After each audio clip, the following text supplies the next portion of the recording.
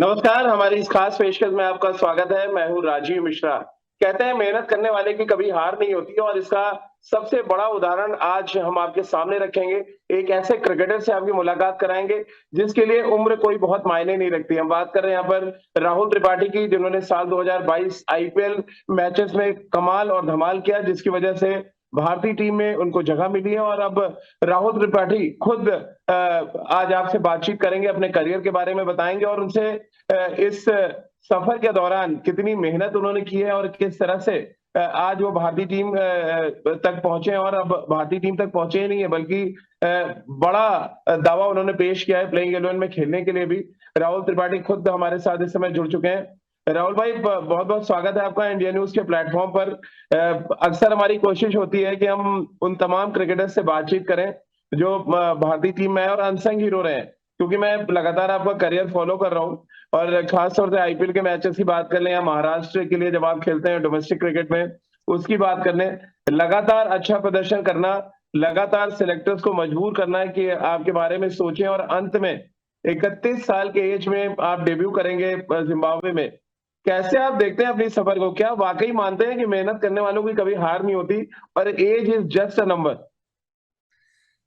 Thank you so much sir. Yes sir, मैं definitely मानता हूँ कि आपको आपके मेहनत का फल जरूर मिलता है।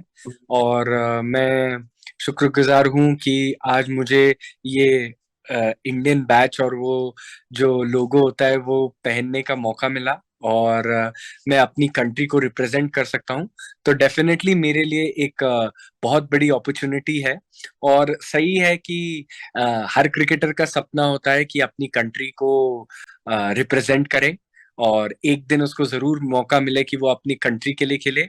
और आज वो मौका मुझे जी। मिलने वाला है। तो मैं बहुत खुश हूँ, और ऐसा कह सकते हैं कि बहुत थैंकफुल हूँ गॉड को कि ये अपॉर्चुनिटी मेरे पास आई आज। राहुल, हमेशा, क्योंकि मैं बहुत ढेर सारे, मैं काफी लंबे अरसे से क्रिकेट कवर कर रहा हूँ और ये कॉमन सा क्वेश्चन है जो मैं कोई भी जब भारतीय टीम में आता है मैं उससे पूछता हूँ और मैं आपसे भी पूछना चाहूंगा। सहज के रखना चाहेंगे जब आपको डेब्यू वाली कैप मिलेगी, वो जर्सी मिलेगी, और क्या आपने जर्सी का नंबर आपने बता दिया है टीम मैनेजमेंट को कि ये जर्सी नंबर आप पहनेंगे? हाँ, डेफिनेटली जर्सी नंबर मेरा सेम जो मैं हमेशा पहनता हूँ वही पहनता हूँ। और हाँ, सही बोला आपने कि जब वो कैप मिलेगी मुझे, तो डेफिनेटली वो एक बहुत स्पेशल मोमेंट होगा मेरे लिए। और कोशिश करूंगा कि जो सिलेक्टर्स ने मुझ पे विश्वास रखा है, और जैसे मैं हम्म। खेलते आया हूँ वैसे मैं मेहनत कर की है मैंने, वैसा ही जब मैं अपने कंट्री के लिए खोलूँ तो सेम एटीट्यूड और सेम जी। जो मैं हमेशा ग्राउंड पे जाता हूँ तो अपनी टीम को जिताने की कोशिश करता हूँ, वैसे ही जी। अपने कंट्री को जिताने की कोशिश करूंगा।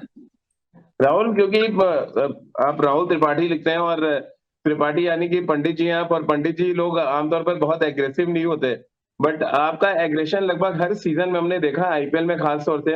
और 2022 का सीजन तो कमाल रहा, जहाँ पे न सिर्फ 150 के ऊपर के स्ट्राइक रेट से आपने बैटिंग की, बल्कि वन मैन शो नजर आ रहा था पूरी तरह से जब आप सनराइजर्स के लिए खेल रहे थे।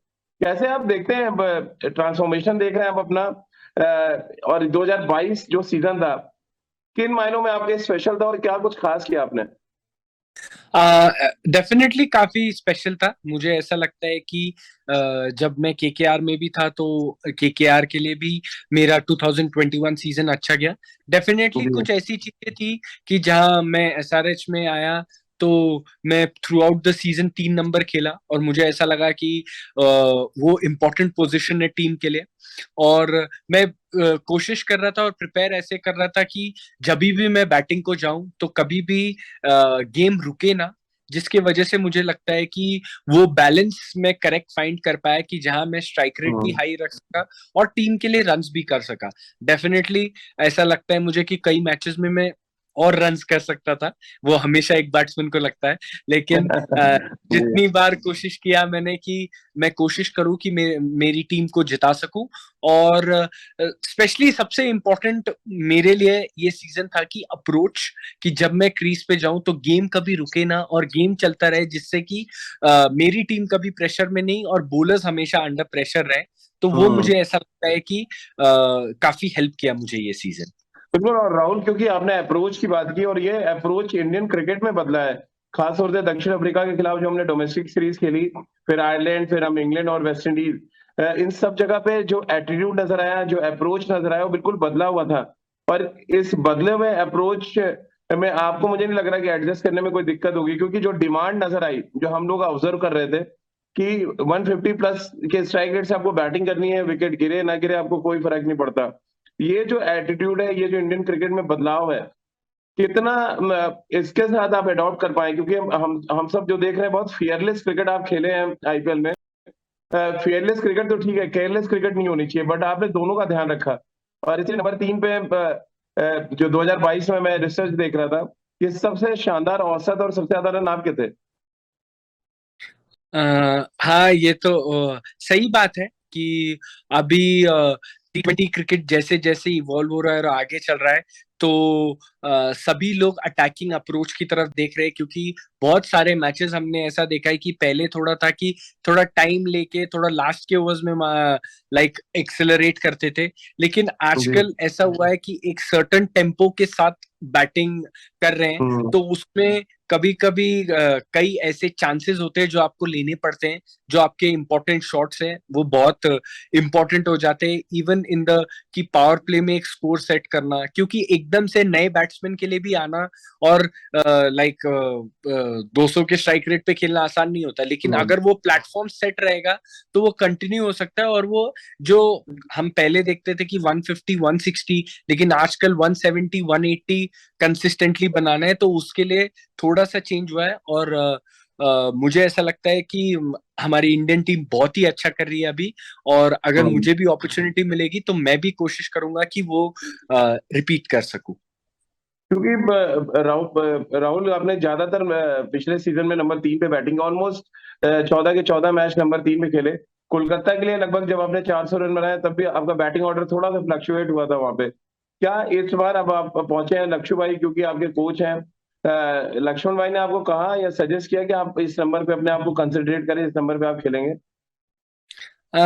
ऐसा नहीं है, over the years playing in the IPL मैंने देखा है कि मैं ओपनिंग से लेके 3 नंबर, मिडिल ऑर्डर 4 नंबर, आपको इवन क्या पसंद है राहुल, किस डाउन, नंबर पे खेलना पसंद है? ऐसा नहीं है, जहां टीम को जरूरत है, मुझे ऐसा लगता है कि मैंने अपने आप में ओवर द इयर्स ये क्वालिटी डेवलप किया है कि अगर टीम को चाहिए जहां पे वो बैटिंग करना चाहे मैं वहां पे कर सकता हूँ और टीम को वैल्यूएबल कंट्रीब्यूशन दे सकता हूँ।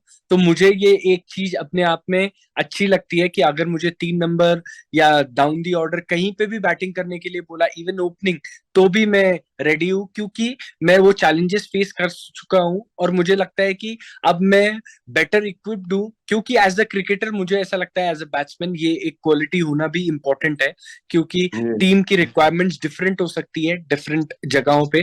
तो अगर टीम को जरूरत है जहां पे, वहां आप बैटिंग कर सकते हैं, तो वो एक एडेड प्लस पॉइंट हो जाता है।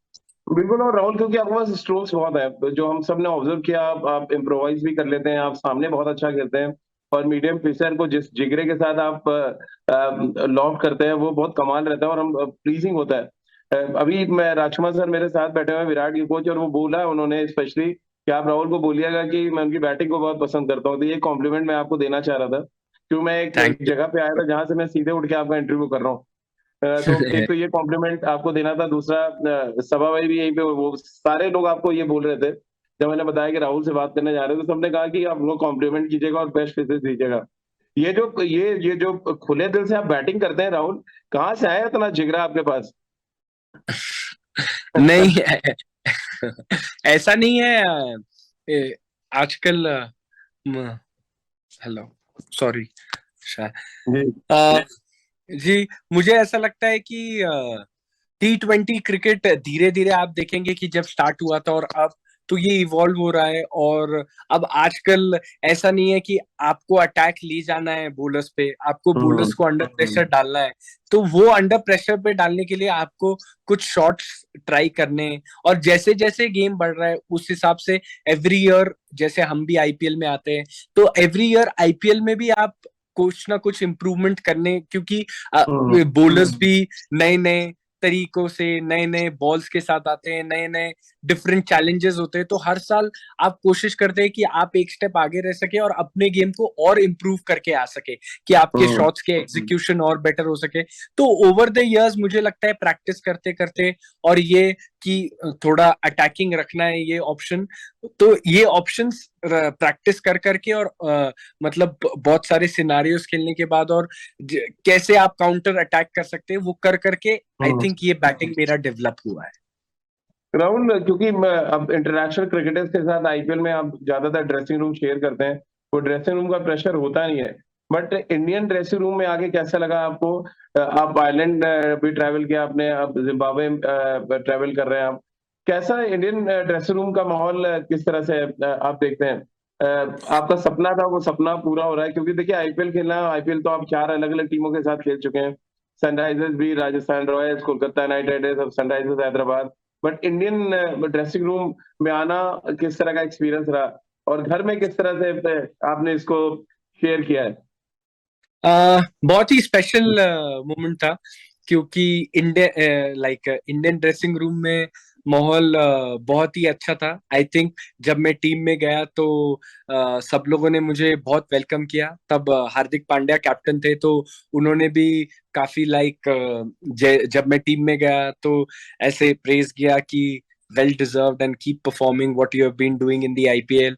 और लक्ष्मण सर भी थे कोच, और अभी भी हैं, तो उन्होंने भी जब भी मैं नेट्स में बैटिंग किया और ड्रेसिंग रूम में भी बहुत ऐसा हमेशा, जब भी मैचेस रहे, मैच खेले, तो यही एटीट्यूड था कि ऑब्वियसली वो कि कंट्री के लिए रिप्रेजेंट कर रहे हैं और कंट्री को जीतना है। तो वो एक हम्म अलग एटमॉस्फेयर था और एक अलग फीलिंग थी कि जब आप इवन एज एक्स्ट्रा मैन आप जब टीम के साथ हैं, तो वो फीलिंग कि सब लोग चेयर कर रहे हैं इंडिया इंडिया, तो वो एक हम्म बहुत डिफरेंट फीलिंग थी। एंड ऑब्वियसली फैमिली के लिए भी बहुत स्पेशल था, क्योंकि ये ड्रीम साथ में जिए। आई थिंक उनका बहुत सपोर्ट रहा है, एंड बहुत ही स्पेशल मोमेंट है मेरे लिए। राहुल, क्योंकि इंडियन टीम में बैटिंग को लेके बहुत ज्यादा कंपटीशन है, आपको भी पता है, बहुत आसान नहीं होगा जब एक जगह टीम बनने लगी, यानी कि अभी तो एशिया कप के लिए चली डिफरेंट टीम है, आप जिम्बाब्वे गए, वहां पे डिफरेंट टीम है, बट जब एक पूल बनेगा, आपको लग रहा है उस पूल में आना बहुत मुश्किल काम है, और वहां तक उसको ब्रेक थ्रू, इंडियन टीम में आना, वो जर्सी मिलना अलग बात है, उस पूल में ब्रेक थ्रू करना जहाँ पे रोहित शर्मा है, विराट कोहली है, सूर्य कुमार यादव है, ऋषभ पंत है, श्रेयस अय्यर है, उस पूल में अपने आप को ब्रेक थ्रू करना कैसे आप देखते हैं? उसके लिए क्या रास्ता आप बताना चाहेंगे? आई थिंक ये बहुत हेल्दी कंपटीशन है, और जी। मुझे जो अपॉर्चुनिटीज मिलेंगी मैं कोशिश करूंगा कि मैं अपने कंट्री के लिए बेस्ट कर सकूं। और डेफिनेटली अगर मैं अच्छा करता रहूंगा, मैच जिताऊंगा टीम के लिए, तो मुझे डेफिनेटली वो अपॉर्चुनिटीज पक्का मिलेंगी। और ऐसा नहीं कि मैं ज्यादा नहीं सोच रहा हूँ, बस प्रेजेंट मोमेंट में रह रहा हूँ, और ये सोच रहा हूँ कि मुझे जब अपॉर्चुनिटी मिलेगी तो मैं कैसे अपने प्रोसेसेस बेस्ट कर सकता हूँ, और कैसे हम्म बेस्ट परफॉर्म कर सकता हूँ टीम के लिए। चलिए, लेफ्ट सीमर्स को लेके भी बहुत ज्यादा इंडियन टीम में चर्चा रहती है राहुल, लेकिन जब आप बैटिंग करते हैं तो लेफ्ट आर्म सीमर्स को बहुत इजीली आप हैंडल करते हैं, क्या रीजन है? क्योंकि हमने देखा है जो हमारा टॉप ऑर्डर है थोड़ा सा बिखरता है बड़े मैचेस में जब लेफ्ट आर्म सीमर्स आते हैं, बट मैं आपका अभी रिसर्च देख रहा था, लेफ्ट आर्म सीमर्स के अगेंस्ट भी आपका रिकॉर्ड उतना ही शानदार है, कैसे आप लेफ्ट आर्म सीमर्स के अगेंस्ट अपने आप को तैयार करते हैं? अम, ऐसा कोई ऐसा स्पेशल नहीं है, जैसा मैं डिफरेंट दूसरे बॉलर्स के लिए करता हूँ हम्म वैसे ही। बस मुझे ऐसा लगता है कि वो एक डिफरेंट एंगल से डालते हैं, तो सिर्फ वो थोड़ा हैंडल करना रहता है, और कोशिश करता हूँ कि वो बॉलर क्या चैलेंजेस फेस करने वाला है उस हिसाब से मैं खेलूं। तो ऐसा ये नहीं है कि कोई बहुत ही स्पेशल है, बस नेट्स में भी वो एंगल खेलना है, या कोई लेफ्ट आर्म हम्म फास्ट बॉलर खेलना, और जब मैच में कोई लेफ्ट आर्म फास्ट बॉलर आए तो वो क्या करता है, बस उसके हिसाब से। और उस दिन मैं ट्राई करता हूँ कि वो कहाँ बॉल डाल रहे हैं, और फिर शॉट्स खेलूं अपने। राहुल, आखिरी 2-3 सवाल लूंगा मैं आपसे। एक सवाल जो तमाम फैंस का भी रहता है अक्सर आपकी बैटिंग को देखते हुए, कि जिस तरह से आप इम्प्रोवाइज करते हैं, खासतौर से विकेट के पीछे जो आप पैडल करते हैं, स्वीप खेल रहे हैं, या जो भी इम्प्रोवाइज आप करते हैं, कितनी प्रैक्टिस करनी पड़ती है इस शॉट पर्टिकुलर? क्योंकि तो इसके लिए मास्टर होना पड़ता है, चोट लगने के बहुत ज्यादा चांसेस होते हैं, 140 150 प्लस गेंदबाजों को आप विकेट के पीछे मारना, सामने तो चलिए वो आपका फोर्टे है, आपका आपकी स्ट्रेंथ है जहाँ पे आप खेलते हैं, बट विकेट के पीछे जिस तरह से आप इम्प्रोवाइज करते हैं, कितनी घंटे की मेहनत होती है वो, और कैसे मास्टर किया आपने इसको। इंडियन बैट्समैन बहुत कम हमने देखा है, एक तो स्वीप शॉट नहीं करते, दूसरा जो आप करते हैं वो नहीं कर पाते बाकी। आई थिंक ये शॉट मैंने आई थिंक इसका क्रेडिट आप दे सकते हैं कि अभिषेक नायर जब मैं केकेआर में था तो, जी। और ब्रेंडन मैकलम तो तब, और दिनेश कार्तिक, उन्होंने एक्चुअली तब मैंने ये शॉट डेवलप किया, और हम्म। तब मैं ये शॉट की प्रैक्टिस करता था। और क्योंकि ऐसा होता है कि उन्होंने मुझे सिखाया कि बहुत टाइम्स गेम में कभी कभी बॉलर का लाइन लेंथ थोड़ा डिस्टर्ब करने के लिए शॉट्स भी, ऐसे शॉट्स भी होने चाहिए जिससे कि मैं फील्ड का इस्तेमाल कर सकूं और हम्म। इम्प्रोवाइज कर सकूं।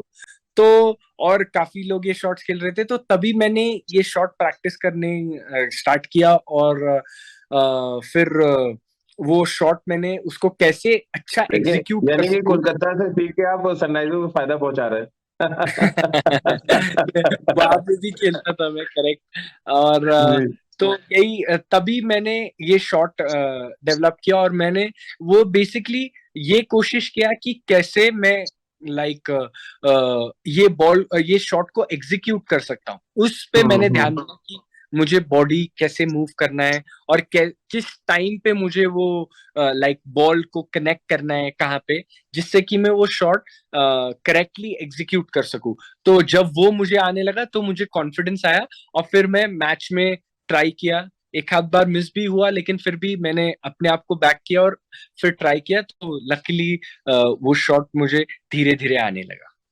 राहुल, क्योंकि आपने दिनेश कार्तिक का जिक्र किया, 37 साल के एज में उन्होंने कमबैक किया, तब आप कभी आईना देखते हैं, लगता है कि मैं तो 31 का ही हूँ, मैं भी अभी 7 साल 8 साल क्रिकेट खेल सकता हूँ। हालांकि तमाम सोशल मीडिया न्यूज़पेपर्स में यह भी हवा चलने लगती है कि हो सकता है जिम्बाब्वे दौरे के बाद राहुल ना खेले, बट आपको कॉन्फिडेंस देने के लिए दिनेश कार्तिक जैसा कैरेक्टर है, जिससे आपकी भी बातचीत होती होगी, कि आईना देखिए और कहिए मैं तो 31 का हूँ और 7 8 साल क्रिकेट बाकी है अभी।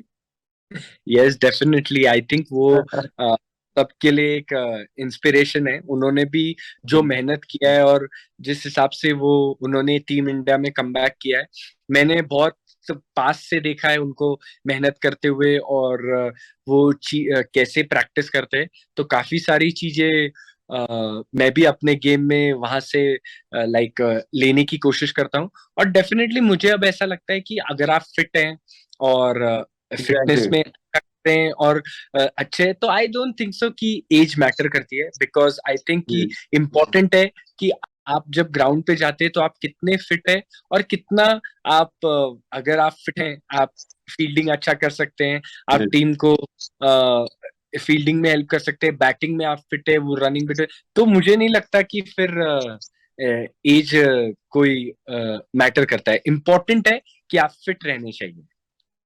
बिल्कुल, और आपको बता दूं, 41 साल की एज में जॉन ट्राइकॉस, जहां जिस दौरे पे आप हैं, जिम्बाब्वे दौरे की बात करूं राहुल, 31 साल की एज में जॉन ट्राइकॉस ने जिम्बाब्वे की कप्तानी की और हिंदुस्तान आए थे वो ट्रेवल करने। अब मजे की बात है कि 31 साल में आप जिम्बाब्वे पहुंचेंगे और अपना डेब्यू करेंगे, और हम सब ये उम्मीद कर रहे हैं कि आप डेब्यू करें और अच्छा करें।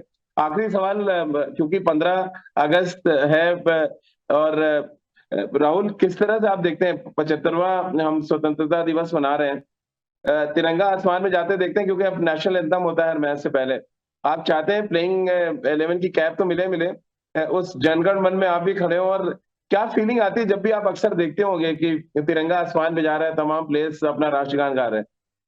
आई थिंक वो इस एक इंडियन के लिए सबसे अच्छी फीलिंग है एज अ जी। क्रिकेटर, कि आप ग्राउंड पे जाते हैं। मैंने तो बहुत बार ये सपना भी देखा है, जब भी कोई भी मैच होता है और नेशनल एंथम होता है इंडिया का और सब लोग खड़े होते हैं, तो कभी कभी तो मैं जब घर पे भी मैच देखता हूँ तो भी ऐसे खड़ा हो जाता हम्म। हूँ कि इतना वो गूज बम्स जैसे मोमेंट्स रहते हैं जी। कि एक दिन मैं भी, जब इंडियन टीम का नेशनल फ्लैग आएगा और नेशनल एंथम होगा और मैं भी वहां खड़ा होऊंगा, तो ये तो एक ड्रीम कम ट्रू मोमेंट रहेगा मेरे लिए। और इंडिया के ये इंडिपेंडेंस के लिए आई थिंक बहुत फ्रीडम फाइटर्स ने इसके लिए बहुत ही हमें इंडिया को इंडिपेंडेंस दिलाया। एंड आई थिंक हम ये इसको बहुत ही आई थिंक इंडिया में सभी लोग इसके लिए बहुत प्राउड है, and as Indians we are very proud, and I think कि it is a very like important day and a very special moment for us. चलिए राहुल, बहुत बहुत शुक्रिया आपका हमारे साथ जुड़ने के लिए और तमाम सवालों के जवाब देने के लिए, और इस उम्मीद के साथ कि जिम्बाब्वे दौरे पे आप डेब्यू करें और जो धमाका आपने आईपीएल 2021 और 22 में किया कोलकाता नाइट राइडर्स और सनराइजर्स हैदराबाद के लिए, कुछ वैसे ही धमाका आप नीली जर्सी में करते नजर आए, और साथ ही जो प्रोसेस की बात आपने की उस प्रोसेस को आप पूरा करते नजर आए, और जो इन दिनों इंडियन क्रिकेट का ब्रांड बदला है, जिस ब्रांड क्रिकेट को खेल रहे हैं उस ब्रांड क्रिकेट में आप बहुत अच्छे से एडजस्ट हो जाएं, और जब आप वापस लौटे तो एज बैरियर के लोग बात ना करें आपके बारे में, आपके अच्छे प्रदर्शन की बात करें, आप ढेरों रन बना के आए और तब उसकी चर्चा हो तो शायद ज्यादा मजा आएगा। और हम सब उम्मीद कर रहे हैं कि जब आप वहां पे कुछ बड़े स्कोर बना के आए तो दोबारा आपसे बातचीत हो, और तब एज फैक्टर की बात हम नहीं करेंगे, आपकी बल्लेबाजी की बात करेंगे और आपके प्रदर्शन की बात करेंगे। बहुत बहुत शुक्रिया राहुल आपका हमारे साथ जुड़ने के लिए। Thank you so much sir, thank you Rahul.